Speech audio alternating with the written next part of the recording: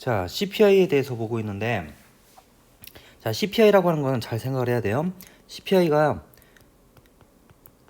한 명령어당 클럭 수, 명령어 하나를 수행하는데 걸리는 클럭이에요. 이게 실제로 컴퓨터 구조에서는 굉장히 중요한 부분이고, 마이크로 프로세서에서는 그냥 간단하게 CPI를 1로 보는 경우가 많아요.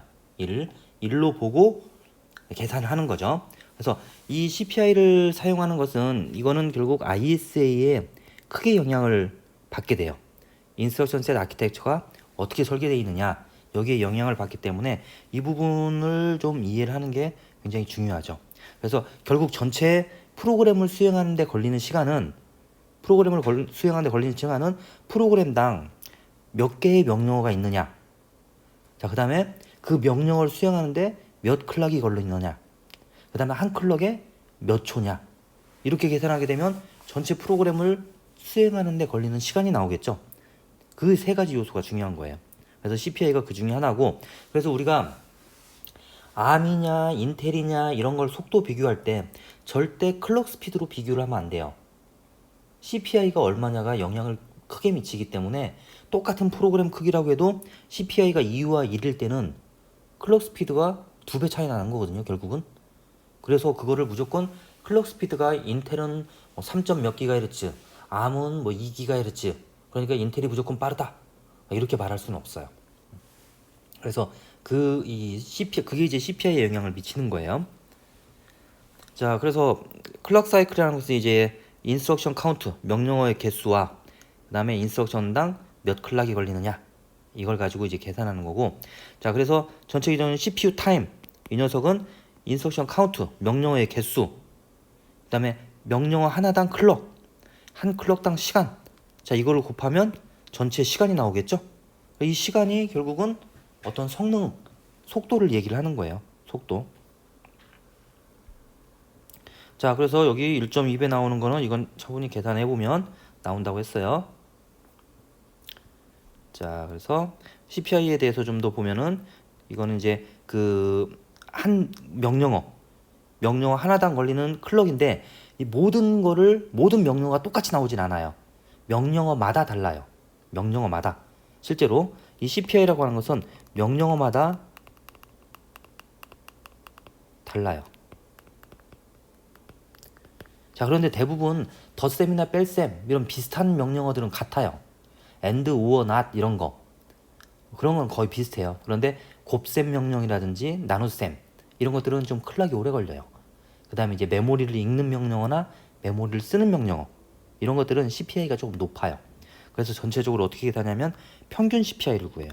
평균 CPI를 구해서 대략 예를 들어 이제 뭐 add 이런 명령어 비율이 40%더라, load 스토어 명령이 뭐 30%더라, 예를 들어 나머지 기타 명령어가 나머지가 30%더라. 근데 얘가 CPI가 1이고 얘는 2고 얘는 얘 1이더라. 뭐 그러면 이거 평균 내면, 자, 40%니까 0.4 곱하기 1 더하기 0.3 곱하기 2 더하기 0.3 곱하기 1. 자, 이런 평균이겠죠? 그럼 얼마야?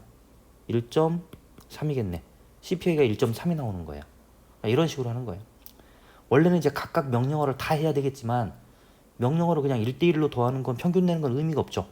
이런 명령어가 프로그램에 40%가 나온다, 이런 벤치마크가 중요한 거예요.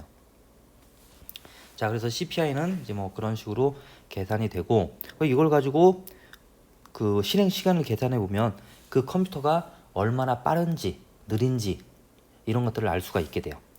그래서 그 CPI, 명령어 개수, 그다음에 클럭 스피드. 그래서 명령어 개수는 뭐 우리가 이제 소프트웨어적이니까 그렇다 치더라도 CPI하고 클럭 스피드, 이 두 가지가 가장 큰 요소라고 보면 되겠죠.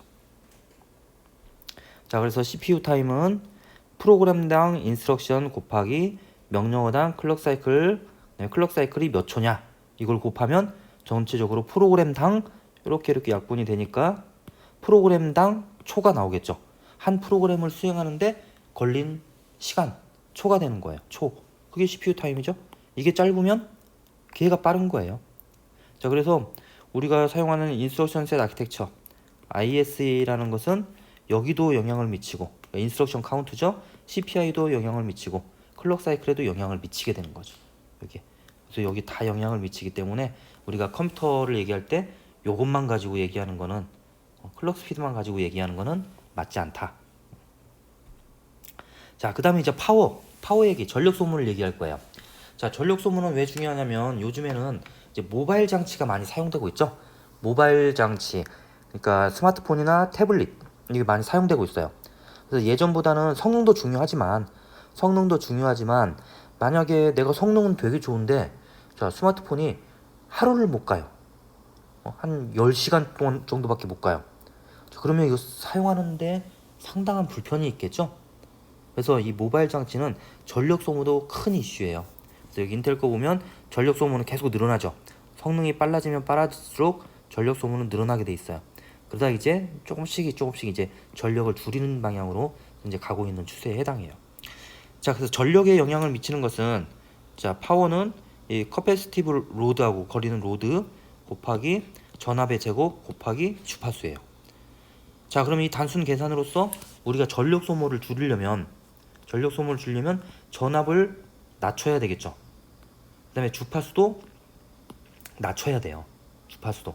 그래야 전력 소모가 줄어드는 거죠. 자, 그런데 이거를 뭐 무턱대고 낮추면 주파수를 낮추면 어떻게 돼요? 속도가 느려지겠죠. 속도 저하. 속도가 느려져요. 그러니까 무턱대고 낮출 수는 없겠죠. 자, 전압은 우리가 0, 1 할 때 0V, 5V 이렇게 만들었어요. 자, 이걸 0, 1을 이렇게 낮춰서 하면 1V를 1로 보게 되면 자, 0과 1 사이가 가까워졌죠. 그럼 이제 여기에 뭐 노이즈가 끼거나 이러면 0과 2를 구별할 수 없는 오류가 생길 수 있게 돼요. 즉 1을 0으로 인식하고 0을 1로 인식할 수 있는 오류가 발생하겠죠. 그러니까 그런 데서 문제가 생기는 거예요. 그래서 전압도 낮추는 것도 상당한 기술력이 되는 거죠. 자, 그래서 뭐 이제 파워를 줄이는 거는 아까 봤던 그런 이제 뭐 전압과 주파수 이걸 줄이는 쪽으로 방향이 이제 가게 되는 거예요. 그런데 실제 마음대로 전압을 줄이거나 또는 이제 뭐 아까 프리퀀시 주파수를 줄이는 거 이렇게 무조건 할 수 없다는 거죠. 그런 문제가 있기 때문에 거기에 적당히 맞춰서 트레이드오프가 필요하게 돼요. 자, 그래서 이제 유니프로세서 코어 하나짜리예요. 유니프로세서는 이제 계속해서 성능이 증가하고 있어요. 자, 여기 로그 스케일이죠. 로그 스케일로 증가하고 있는 거니까 엄청난 성능으로 향상이 되고 있는 거죠. 옛날 백스 11 이게 70년대에 엄청나게 비싼 컴퓨터거든요. 얘를 1로 봤을 때 현재 컴퓨터는 자, 34,000이지만 지금 이거보다 훨씬 발전했겠죠. 엄청나게 빠른 거예요. 옛날에 비하면. 옛날에 이런 백스 가지고 전 세계 컴퓨터를 쓰던 건데 서버인데 저게 수십억짜리 서버. 그때 수십억이니까 지금은 얼마가 있어요? 수백억인 거죠. 그런 애들의 성능에 비하면 35,000배, 4만배 이런 정도의 성능을 지금 보이고 있는 거예요. 굉장히 이 발전된 거라고 볼 수 있겠죠. 자, 멀티 프로세서라고 하는 것은 여기 멀티코어에서 이제 출발하는 거예요. 멀티코어 마이크로 프로세서는 자, 마이크로 프로세서는 이 하나의 패키지로 되어 있는 게 마이크로 프로세서예요. 자, 멀티코어라는 건 뭐냐면 이 안에 실행할 수 있는 유닛이 여러 개 들어가 있다는 거예요. 이렇게. 그래서 이거를 이제 쿼드코어라고 부르죠. 4개짜리 쿼드코어예요. 자, 이런 게 하나의 마이크로 프로세서, 멀티코어 마이크로 프로세서예요. 자, 그럼 멀티 프로세서는 뭐냐면 이런 프로세서가 여러 개 달린 거예요. 그럼 얘는 또 이렇게 있겠죠? 이게 이제 메인 보드에 이렇게 펜티엄 칩이 2개가 올라간다든지 이렇게 되는 거죠. 이런 거. 그래서 보통 이거는 이제 제온 프로세서, 제온 같은 경우에 이제 이렇게 이제 멀티 프로세서 구성이 가능한 거죠. 2개, 4개. 이런 제온 프로세서는 가격 엄청나게 비싸요. 싼 거는 뭐 50만 원에서부터 1000만 원까지. 펜티엄 하나가 CPU 하나가 1000만 원이에요. 그럼 2개 달면 2000만 원이죠. 이거 메인보드도 비싸요. 이런 애들은. 그리고 또 메모리도 또 비싼 거 써야 돼요. 몇천만 원 나오는 거죠. 컴퓨터 하나가. 순식간이에요. 몇천만 원 나오는 거는. 그리고 이제 그런 애들 또 이제 수십 개, 수백 대를 달아서 관리를 해야 되잖아요. 그러니까 컴퓨터 가격이 우리가 이제 PC만 그 사용해봐서 그렇지 실제 굉장히 비싸요. 컴퓨터 가격이. 고성능으로 가면 갈수록. 그래서 이런 애들 우리가 이제 프로세서 하나로 즉 단일 코어로 낼 수 있는 성능은 어느 정도 이제 한계에 다다랐어요. 한계에 다다랐기 때문에 그 다음으로 가는 건 뭐냐면 패럴렐리즘, 병렬성을 추구하고 있어요. 병렬성. 병렬성이 뭐냐면 이렇게 하나에 멀티코어를 넣는 거. 멀티코어. 자, 코어 개수가 한 128개 이상 되면 그걸 이제 멀티코어라고 안 부르고 매니코어라고 불러요. 매니코어. 이름 참 단순해지죠? 매니코어. 코어 개수가 많다. 이런 식으로 병렬성으로 지금은 가고 있는 중에 있는 거죠. 그래서 우리 뭐 기본이잖아요. 멀티코어 쓰는 거는 기본이죠. GPU 같은 애들이 실제 매니코어예요. 요즘 GPU 보면 코어 개수가 수천 개잖아요. 물론 그 코어하고 GPU에 있는 코어하고 펜티엄 코어하고는 비교할 수가 없어요. 일의 양이. GPU에 있는 코어는 단순한 연산 장치만 들어있는 애예요. 그런 애들이 이제 수천 개 깔아 놓는 거예요. 근데 펜티엄 코어는 모든 일을 다 할 수 있는 애죠. 그래서 그거는 상당히 가격이 비싸지는 거예요. 자, 그 다음에 우리가 이제 이 속도에 대한 그 성능 측정을 하거나 뭐 전력 소모에 대한 성능 측정을 하려면 자, 프로그램이 어떤 프로그램을 실행할지를 결정을 해야 되겠죠. 또는 약속을 해야 돼요. 자, 내 거 마이크로 프로세서와 상대방 회사의 마이크로 프로세서를 비교하는데 미리 약속된 프로그램을 가지고 실행 시간을 측정해 봐야 되겠죠. 서로 자기 마음대로 프로그램을 이용해서 측정하게 되면 비교의 가치가 없잖아요. 그래서 그 프로그램을 일치시키는 거예요. 그래서 그런 프로그램을 뭐라고 부르냐면 벤치마크 프로그램이라고 불러요. 벤치마크. 뭔가 이제 기준 대상이 되는 거죠. 기준 프로그램이에요. 기준. 그래서 다양한 종류에 대한 어떤 이제 스펙 벤치마크 이런 게 존재해요. 그래서 정수 계산하는 거, 뭐 부동소 수점 계산하는 거 이런 것들을 쫙 미리 정의를 해놓고 프로그램들을 각 마이크로 프로세서 업체들이 자기들이 이제 그걸 해보는 거예요. 해서 이제 그걸 최대한 빨리 실행시키려고 연구 개발을 하겠죠. 그러고 나서 이제 출시를 하는 거예요. 그럼 우리가 이제 벤치마크에 대해서 예전 세대보다 몇 배 빨라졌다 이런 식으로 얘기를 하겠죠. 그렇게 이제 광고를 하고 하는 속도 비교를 하는 게 이 벤치마크 프로그램을 기준으로 비교를 해요. 그래서 여기 보면 이제 프로그램들이 있죠. 뭐 스트링 프로세싱, 그다음에 뭐 압축하는 프로그램, 컴파일러, 뭐 여러 가지 프로그램들이 있어요. 얘들을 실행시켜 보는 거죠. 얘의 명령어의 개수 굉장히 많죠. 곱하기 10의 구승이에요. 10억 개니까 10억, 100억, 1000억, 조 2252억 개 명령어예요. 아닌데? 이게 20억, 30, 20억, 100억, 1000억, 조 2조 2520억 개의 명령어. 얘는 평균 CPI가 0.6이 나왔대요. 자, 평균 CPI가 0.6이 나왔다는 건 무슨 뜻이에요?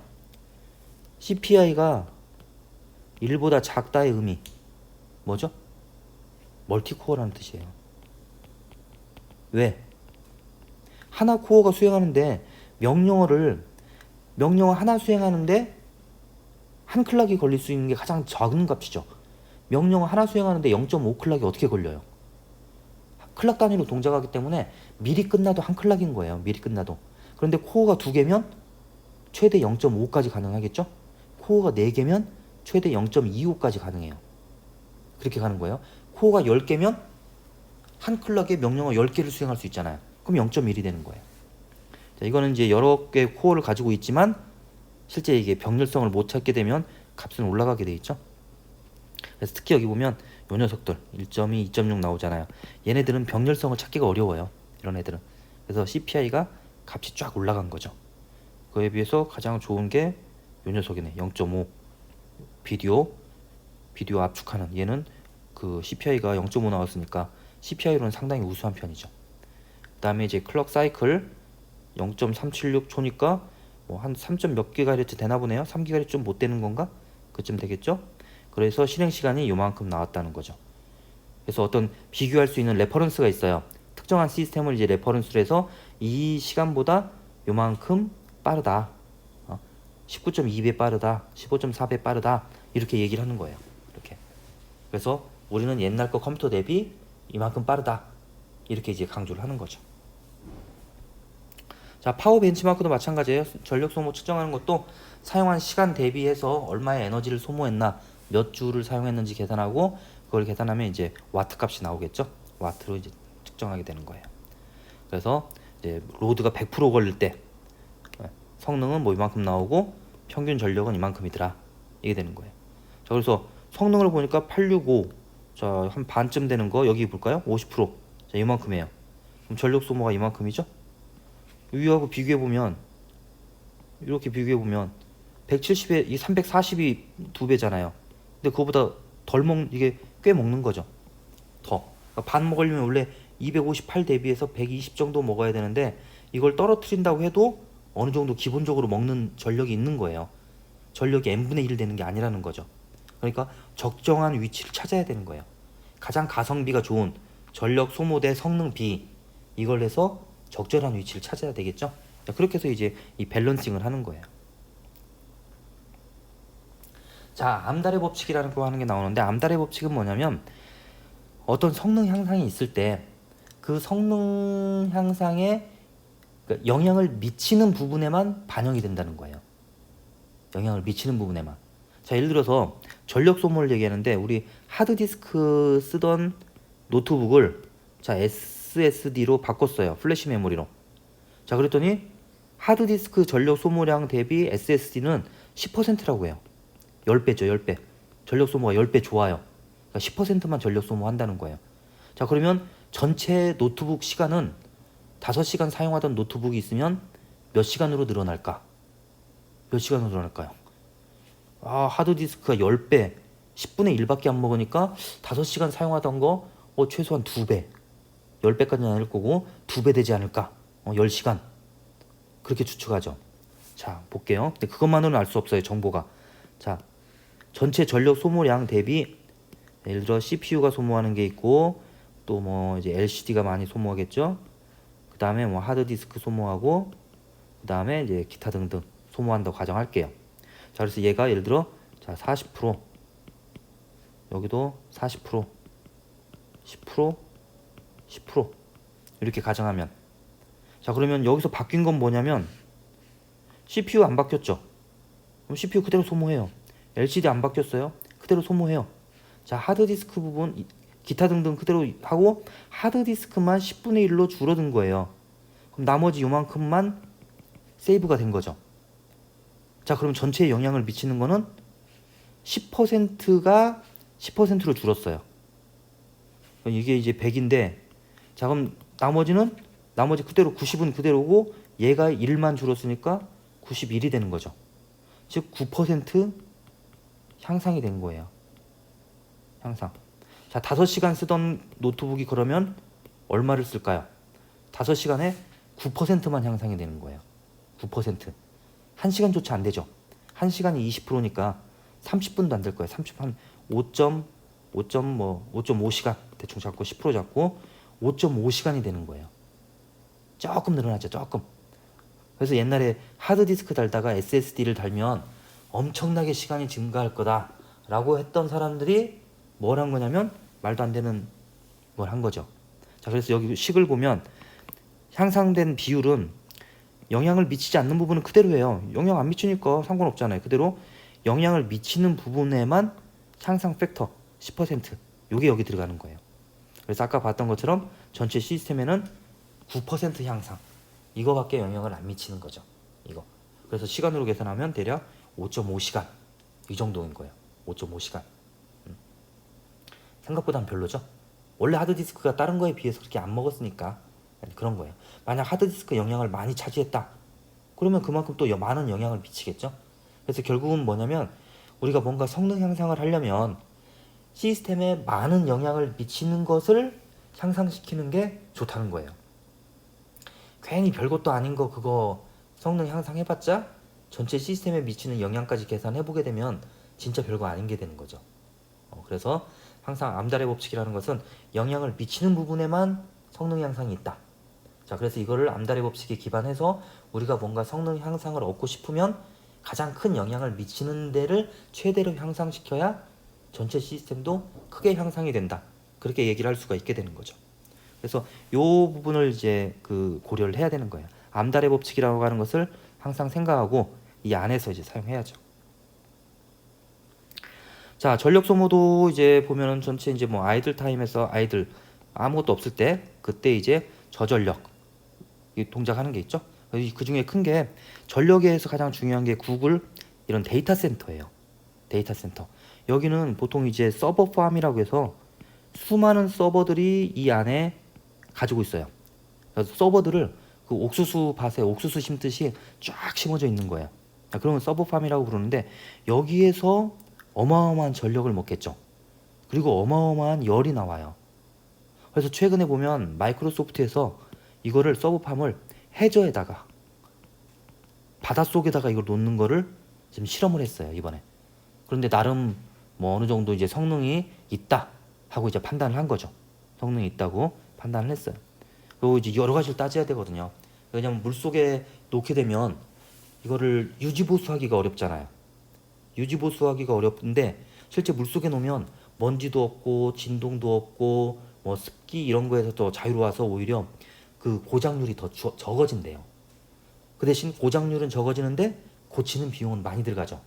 자, 그럼 이걸 이것저것 잘 따져봐서 계산해야 되겠죠. 뭐 얘네들이 얼마나 잘 따져봤겠어요. 그러니까 따져봐서 해보니까 이게 도움이 되더라 하고 뭐 이제 결론이 났다는 거죠. 그럼 나중에는 이게 진짜 도움이 된다면 많은 시스템들이 이제 바닷속으로 들어가겠죠. 뭐 그렇게 되면 열이라든지 이런 걸 관리하기가 훨씬 쉬워지게 돼요. 자, 밉스라고 하는 것은 초당 몇 백만 개의 명령을 수행하느냐, 이걸 이제 나타내는 거예요. 밉스. 이거 옛날에 쓰던 용어인데 요즘에는 별로 그렇게 많이 사용하지는 않아요. 자, 그래서 우리가 이제 전체 이 마이크로 프로세서, 특히 컴퓨터 쪽에 대해서 봤는데, 자, 주로 보는 건 이제 가성비의 향상이에요. 그래서 이 기술이 발전이 되는 게 결국은 가성비를 높이는 거죠. 20년 전 컴퓨터 가격이나 지금 컴퓨터 가격이나 큰 차이가 없어요. 그게 뭐냐면 계속 그 유지되는 가성비가 거기 그 가격대에 유지되고 있는 거죠. 그리고 우리가 앞에서 많이 얘기했던 이 추상화라는 부분이 그 개발자들의 어떤 삶에 편해지는 거예요. 모든 걸 이제 추상화시켜서 놓으면은 세상이 편해지게 되죠. 그래서 추상화를 하고 인터페이스를 제공한다고 그랬죠.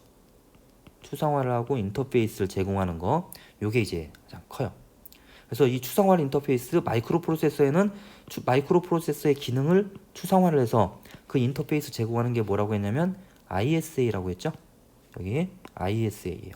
이 ISA가 바로 하드웨어, 마이크로 프로세서와 소프트웨어를 연결해주는 인터페이스가 되는 거예요.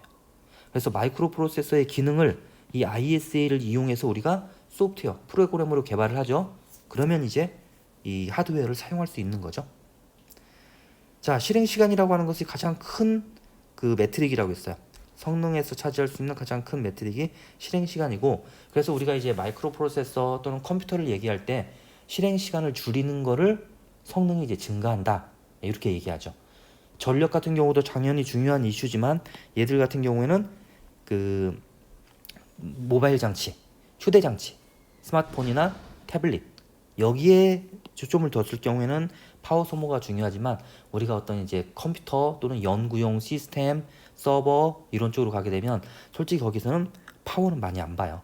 파워는 많이 안 보고 그것도 마찬가지로 가성비를 따지게 되는 거죠. 자, 그러면 여기는 이걸로 해서 마칠게요.